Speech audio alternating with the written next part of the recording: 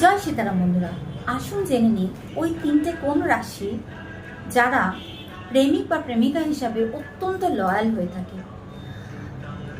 Loyal হয় এই কারণে, এই রাশিগুলোর মধ্যে একটা যেরকম রোম্যান্টিক ভাব থাকলেই যে সবসময় লয়াল হবে তা নয়। এই রাশিগুলোর মধ্যে প্রথমত কারোর ক্ষেত্রে হচ্ছে একটু কল্পনাপ্রবণ, ভাবপ্রবণ, ইমোশনটা বেশি থাকে, আর কারোর ক্ষেত্রে থাকে ন্যায়পরায়ণতা। আসুন জেনে নিই কার মধ্যে থাকে ইমোশন আর কার মধ্যে থাকে ন্যায়পরায়ণতা।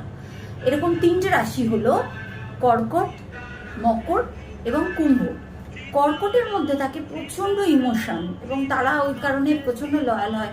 পার্টনারকে সহজে তারা অবহেলা করে না, ছাড়তে খুব কেয়ারিং হয় এরা। আর যে দুটো রাশি হচ্ছে তারা হচ্ছে প্রচণ্ড পরিমাণে ন্যায়পরায়ণ, অর্থাৎ শনির যেহেতু রাশি সেহেতু তারা ভীষণ ন্যায়পরায়ণ হয়। এ দুটো হলো মকর এবং কুম্ভ।